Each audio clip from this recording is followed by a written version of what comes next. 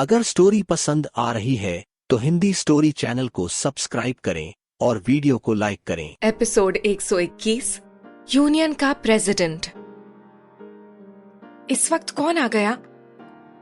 कहते हुए उसकी नजर दरवाजे की तरफ उठ गई। मारिया ने दरवाजा खोलकर मुस्कुराते हुए कहा, अंकल डेविड, वेलकम। मैं लैला मैम को बताने ही वाली थी कि आपने आने के लिए फोन किया था। डेविड का नाम सुनकर लैला ने भी खड़े होते हुए उन्हें हेलो कहा और फिर सब सोफे पर आ बैठे। अंकल डेविड सिने एम्प्लॉइज यूनियन के प्रेसिडेंट थे। बैठने के बाद डेविड ने कहना शुरू किया, मुझे बताया मारिया ने कि आजकल तुम बहुत बिजी चल रही हो बेटा, लेकिन काम ही कुछ ऐसा था कि मुझे इस वक्त आना पड़ा। लैला ने मुस्कुराते हुए कहा, कोई बात नहीं अंकल, आप कहिए ना। तब डेविड ने कहा, वो तुम्हें मारिया ने बताया तो होगा ही कि अगले हफ्ते यूनियन के सेक्रेटरी की पोस्ट खाली होने वाली है। लैला ने हाँ में सिर हिलाते हुए कहा, जी बताया था मारिया ने, लेकिन अंकल मुझे लगता है कि आपको ये पोस्ट यूनियन के किसी एक्सपीरियंस शख्स को देनी चाहिए। मुझे कहाँ इन सब के बारे में ज्यादा पता है कुछ। उसकी बात गौर से सुनने के बाद डेविड ने मुस्कुराते हुए कहा, यूनियन के इस पोस्ट के लिए जितना एक्सपीरियंस मैटर नहीं करता ना बेटा, उतना ये मैटर करता है कि आप यूनियन का दर्द समझते हो या नहीं। और जिस तरह तुमने इतने कम वक्त में बिना किसी चार्ज के, बिना किसी बहाने के हमारी इतनी हेल्प की है, उसके बाद तो इस पोस्ट का सबसे अहम दावेदार तुम ही हो बेटा। कहते हुए उसने अपने साथ लाए हुए बैग से एक पेपर निकाला और लैला की तरफ बढ़ाते हुए कहा, ये फॉर्म है, अभी 2 दिन का वक्त है, तुम अगर सोचना चाहो तो सोच सकती हो, लेकिन मैं इतना जरूर कहूंगा कि हमें, हमारे यूनियन को तुम्हारे जैसे बड़े और हसीन दिल वालों की बेहद जरूरत है, क्योंकि इस इंडस्ट्री में चमकते दमकते प्रेजेंट में ना फ्यूचर की ऐसी बदहालियां छुपी हैं कि हमें इस पर बेहद काम करने की जरूरत है। उम्मीद है तुम समझोगी। कहते हुए उन्होंने एक प्यारी सी स्माइल दी और चाय का कप उठा लिया जो अभी अभी मारिया लेकर आई थी। अंकल डेविड के जाने के बाद लैला कुछ फिक्र में थी।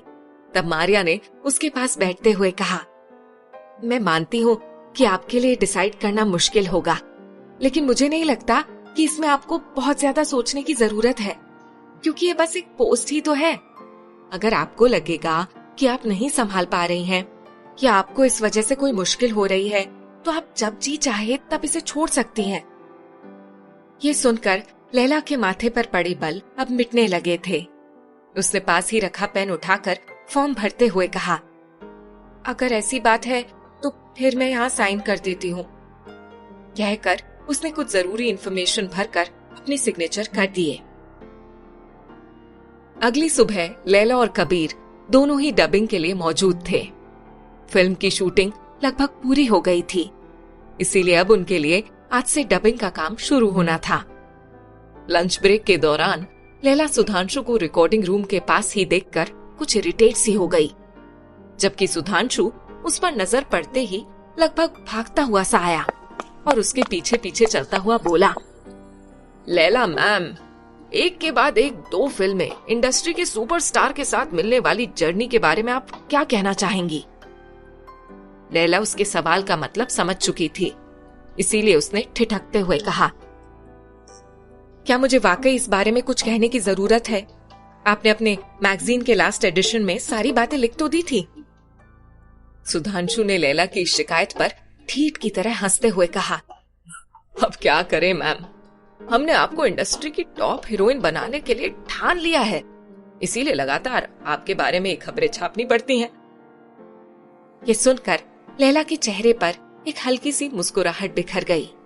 उसने सुधांशु को गौर से देखते हुए कहा, ऐसा है सुधांशु, अगर आपको ये लगता है कि आप यूं मीठी मीठी बातें करके मेरे खिलाफ अपनी गलतियों पर पर्दा डाल देंगे, तो आपको बेहद गलत लगता है।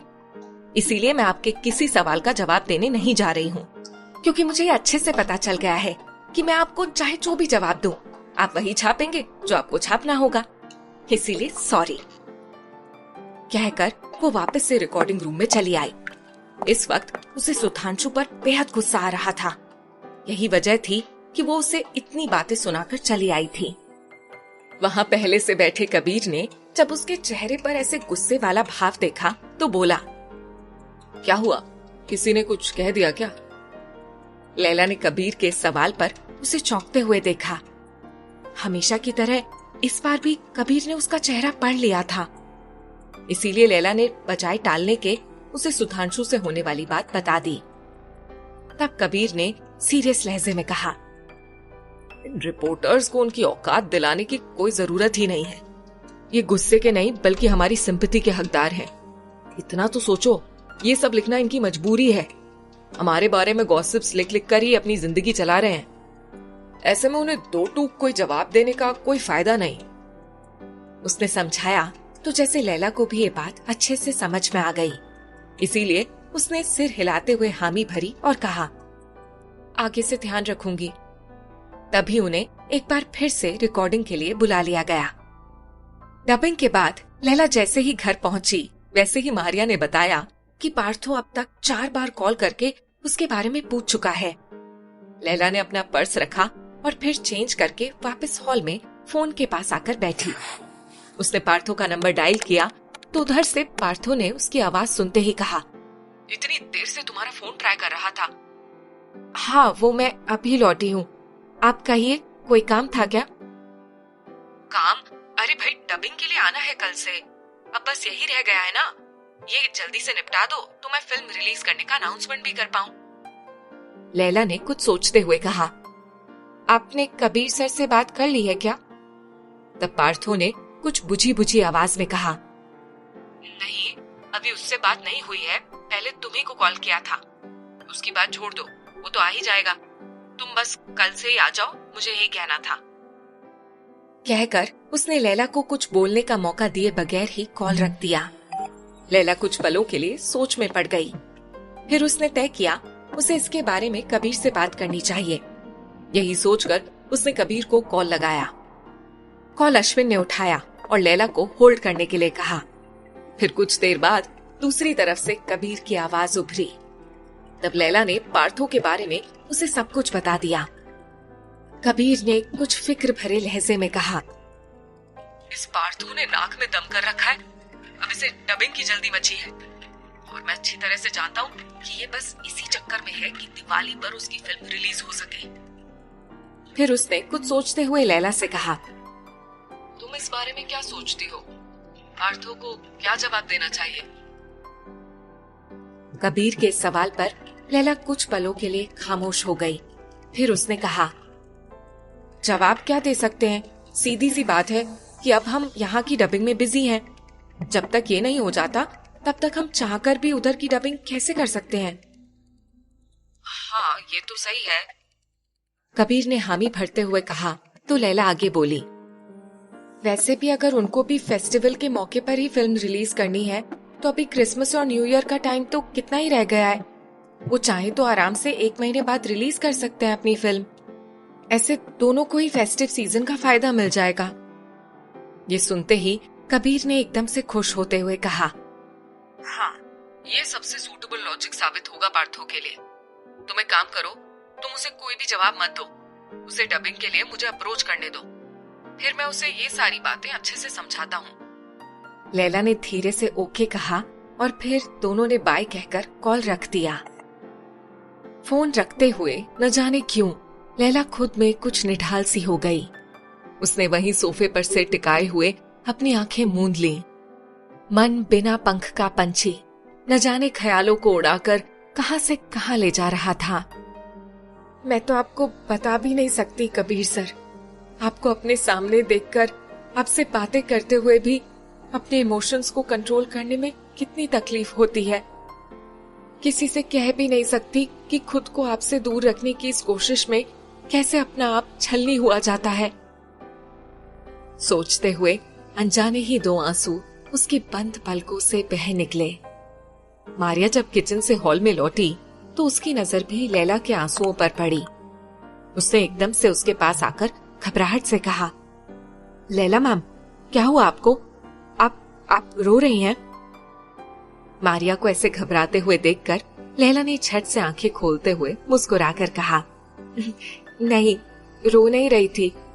बस कभी कभी ऐसा होता है ना मारिया कि कुछ ख्यालों पर आपका जोर नहीं चलता और आपको खुद भी नहीं पता चलता। अगर स्टोरी पसंद आ रही है तो हिंदी स्टोरी चैनल को सब्सक्राइब करें और वीडियो को लाइक करें। ये कब हो गया? मारिया ने धीरे से उसके सिर पर थपकियां देते हुए कहा। कभी भी ऐसा लगे कि कुछ बातें हैं जो दिल पर बोझ बन गई हैं, तो कहने में झिझक मत करना। आप कुछ और ना भी कर सकूं तो कम से कम सुनकर आपका मन हल्का तो कर ही सकती हूँ। मारिया ने इतने प्यार से ये कहा कि लैला ने एकदम से सोफे पर बैठी मारिया की गोद में अपना सिर रख दिया और फिर आंखें मूंदते हुए बोली, कभी कभी बहुत थकान सी महसूस होती है मारिया। 1 साल पहले तक मैंने ख्यालों में भी नहीं सोचा था कि मेरी जिंदगी इतनी तेजी से बदल जाएगी। इस 1 साल ने जैसे मुझे एक ही बार में अपनी उम्र से 8-10 साल बड़ा कर दिया है। ऐसा लगता है जैसे बचपन से सीधे अधेड़ उम्र में कदम रख दिया हो। मारिया ने धीरे धीरे उसके सिर पर थपकियां देते हुए कहा, बदलाव अगर अच्छे के लिए हो तो अच्छा है ना लैला मैम। इसे इस तरह से सोचिए कि आपकी उम्र की लड़कियां अभी क्या कर रही होंगी। दुनिया को समझना तो दूर, दुनिया को सही नजरिए से देखना भी शुरू नहीं किया होगा उन लोगों ने। लेकिन आप उनकी उम्र में कहां से कहां पहुंच गई। अगर आप इसी सूझबूझ से चलती रहीं तो मुमकिन है 2-3 सालों में आप इंडस्ट्री की एस्टैब्लिश्ड हीरोइंस में से एक होंगी। तो ये सब घाटे का सौदा तो नहीं है ना? मारिया के समझाने में काफी असर था। लैला ने गहरी सांस लेते हुए आंखें खोलकर कहा, लेकिन सौदा तो है ना मारिया। ऐसा सौदा जहां घाटा तो घाटा है ही, अक्सर मुनाफा भी घाटा ही साबित होता है। मगर खैर, जाने दीजिए। आप मुझे ये बताइए कि आज डिनर में क्या बनेगा, क्योंकि आज डिनर मैं खुद से बनाऊंगी। मारिया ने हंसते हुए कहा, जब खुद से ही बनाना है तो डिसाइड भी खुद ही कर लीजिए। अब आज जब मुझे आराम करना है तो मैं ये सोचने में भी क्यों दिमाग लगाऊं कि आप क्या बनाएंगी।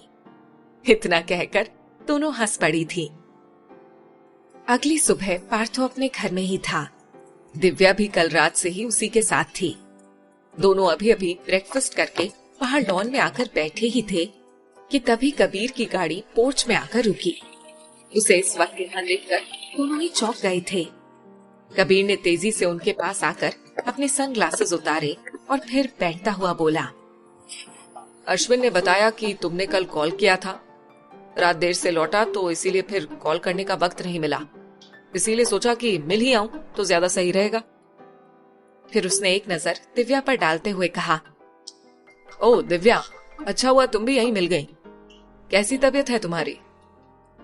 दिव्या उसे ऐसे अचानक से अपने सामने देखकर पहले से ही परेशान थी। अब जब कबीर उससे सीधे सवाल कर रहा था तो वो और भी ज्यादा नर्वस हो चुकी थी।